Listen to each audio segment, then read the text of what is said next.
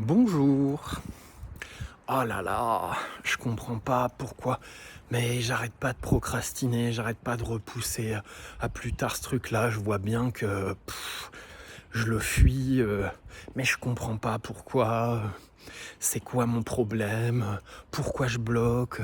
Qu'est-ce qui se joue? C'est quoi le mécanisme psychologique? C'est quoi le rapport avec mes parents? Peut-être c'est un trauma. Ok, on va parler de la cause réelle de la procrastination et des deux grandes manières qu'on a de procrastiner. Tu vas mieux comprendre ça, tu vas mieux comprendre que c'est universel, que tu n'as pas de problème de procrastination parce que tout le monde en a. Tu vas mieux voir de quoi tu te protèges en réalité. C'est ça le vrai sujet de la procrastination. C'est une protection de la rencontre de quelque chose à l'intérieur de soi. Procrastiner, c'est se protéger de l'intensité de phénomènes vivants vifs que tu vas rencontrer si justement tu arrêtes de procrastiner. C'est une temporisation de l'intensité. C'est une mise à distance de l'intensité. Parce que en vrai, si tu fais quelque chose que tu sais être important, signifiant, bon pour toi, c'est vachement d'amour pour toi en vrai. Si tu le fais, c'est comme si tu te donnais de l'amour quelque part.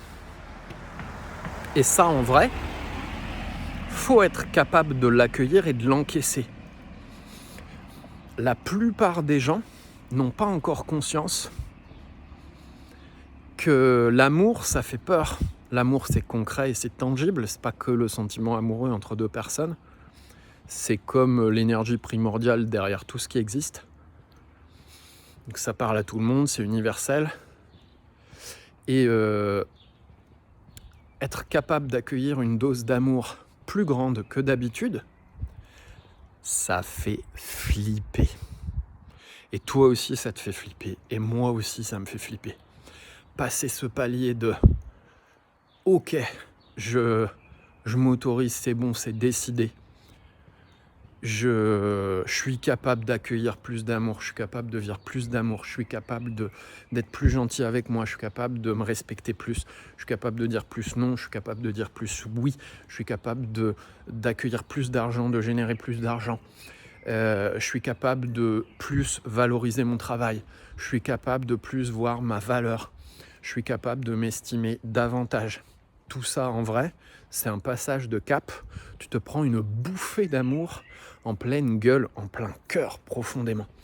Et ça secoue, c'est bouleversant, c'est touchant au plus profond de nous. C'est de ça dont tu te protèges quand tu procrastines. Tu te protèges d'un truc, entre guillemets, trop beau pour toi. Je dis vraiment entre 10 guillemets parce que c'est une décision après.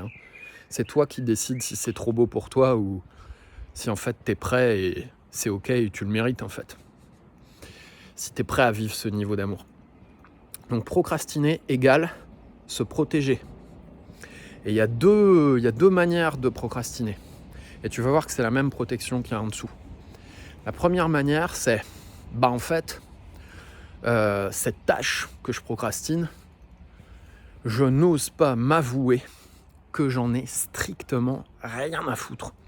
C'est un faux désir et je me protège de m'avouer la réalité, de réaliser la réalité qui est, en fait, ce faux désir, c'est pas mon désir, c'est pas le mien. C'était pour être vu par des gens, pour être reconnu par des gens, pour être aimé par des gens, pour être aimé par papa, maman, ce que tu veux. C'est un désir de quelqu'un d'autre que tu as internalisé pour qu'on t'aime.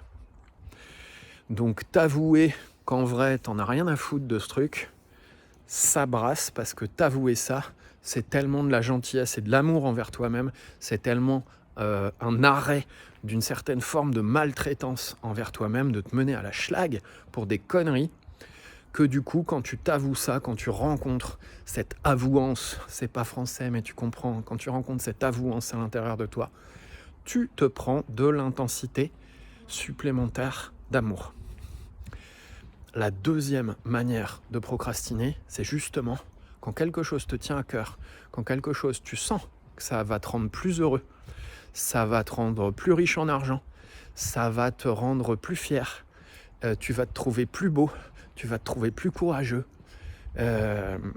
Justement, à la seconde où tu fais un pas supplémentaire dans cette direction de la réalisation de ce truc, qui est du coup un vrai désir, tu vas te prendre de l'intensité d'amour en plein cœur aussi.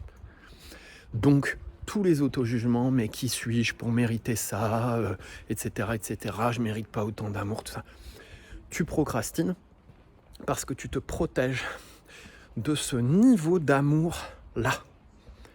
C'est tout. Il n'y a pas d'autre explication. J'espère que tu vois mieux le sujet de l'amour et le sujet de l'intensité et le sujet de la protection à cet amour et à l'intensité qu'il y a derrière tes inévitables élans de procrastination qui sont universels. On procrastine tous les jours en réalité. Par contre, on procrastine plus ou moins. Et c'est pas une fatalité. Tu peux décider maintenant, aujourd'hui, de plus procrastiner et de faire ce truc ou de lâcher ce truc. Et tu peux décider d'accueillir cette cargaison d'amour qui va te foncer dessus à la seconde où tu as pris cette décision ou où tu as posé cette action concrète. Tu n'es pas tout seul, tout le monde vit ça, personne ne peut l'éviter. Le vrai sujet, c'est être capable d'encaisser l'amour. Est-ce que tu es prêt ?